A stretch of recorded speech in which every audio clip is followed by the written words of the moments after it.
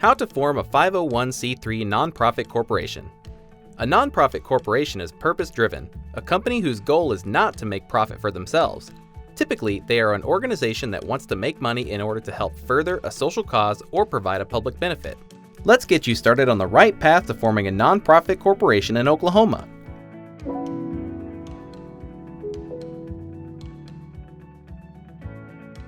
If you're not sure what a nonprofit is, check out our other video, What is a Nonprofit?, linked below. How do you form a nonprofit corporation? There are two ways. You can do it yourself, or you can hire a service to do it for you. Let's take a look at both options and help you decide how to go about forming your own nonprofit corporation. Option 1. Do it yourself. If you want to save money, you can form a nonprofit corporation on your own. Let's take a look at the 6 steps to forming a nonprofit corporation on your own. 1. Choose and secure your nonprofit's name. The name you select for your nonprofit will establish its brand. It's the first thing most people will learn about your organization. It's important to pick a name that both aligns with your mission and follows the rules of naming guidelines in Oklahoma. You'll need to check Oklahoma's specific naming requirements, but in general, follow these rules when choosing a name. The name you pick for your organization should not include any words or terms that could be considered grossly offensive or misleading. The name must be distinct from that of any other corporation in Oklahoma. For more information on what makes a name distinct, check out our other video, How to Name Your Business in Oklahoma, linked below. Once you have a name selected, do a name search to make sure it's available in Oklahoma. After doing an Oklahoma name search, you'll want to do a domain search to see if your name is available as a URL. Even if you don't plan on making a website today, you may want to secure the URL so someone else doesn't take it. 2. Appoint a registered agent. The registered agent can be an individual in the company, including yourself, or you can hire a professional service authorized to do business in Oklahoma. They will send and receive legal papers on your behalf. These documents include official correspondence, like legal summons and document filings, which your registered agent will receive and forward to you. Your registered agent will also help remind you to file the necessary reports.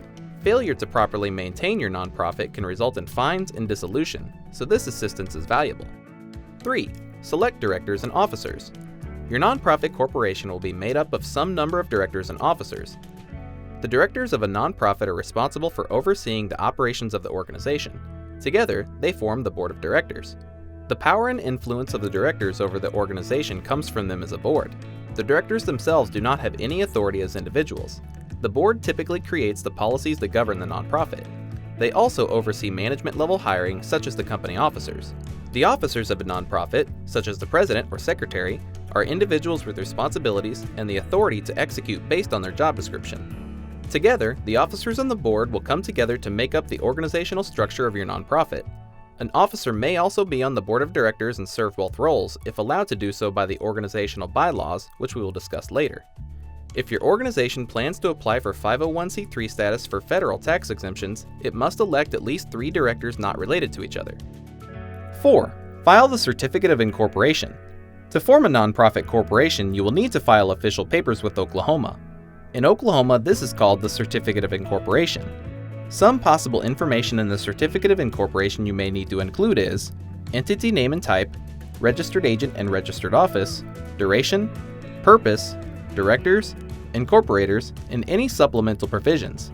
For more information on the sections of Oklahoma's Certificate of Incorporation, check out our page linked below. 5. Operating procedures and housekeeping. Once your nonprofit corporation has been formed, you'll want to start getting the structure of it together and determine how your nonprofit will be run, starting with the bylaws and conflict of interest policy. Your bylaws are the rules that determine how your organization will be governed and run. You can think about it as a constitution for your nonprofit. It makes the rules and priorities clear for everyone involved. In your bylaws, be sure to include how the nonprofit will be governed, the roles of directors and officers, how meetings are held, voting procedures, electing officers or directors, how records will be kept and managed, how disputes will be handled, and how bylaws will be added and amended in the future.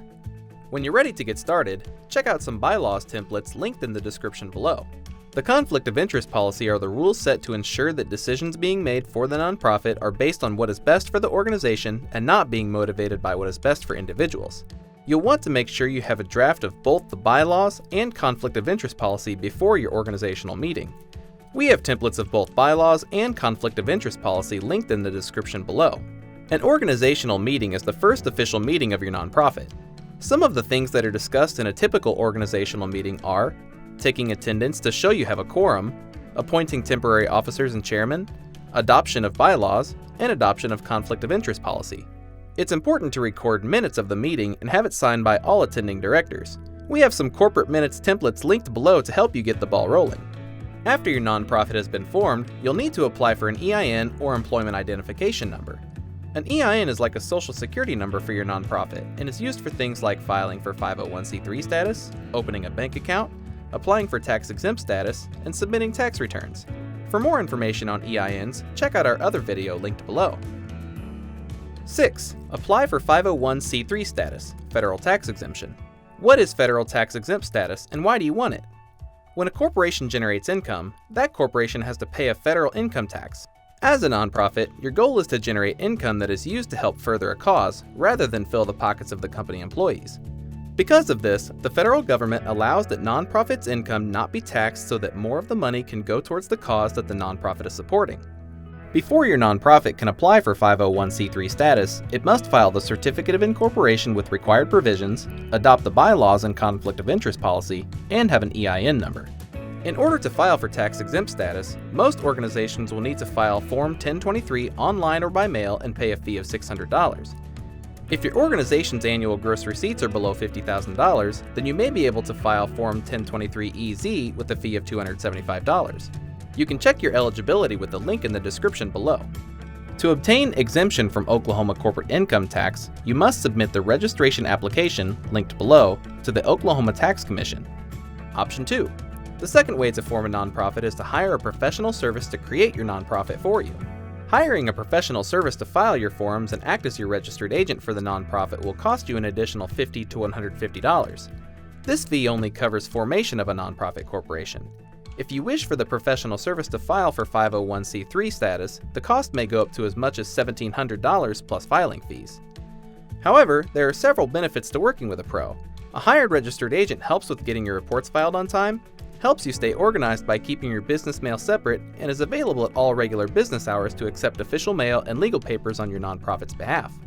If you want to form an organization or company in Oklahoma with the purpose being to help a cause rather than make a personal profit, a nonprofit corporation is the best way to do that. Now you know all the steps to forming a nonprofit in Oklahoma. For a more detailed guide, visit our site at startupsavant.com. Give the video a like if you found it useful, and subscribe if you'd like to see more. If you have questions or encounter any roadblocks, leave a comment below. Good luck in starting your nonprofit.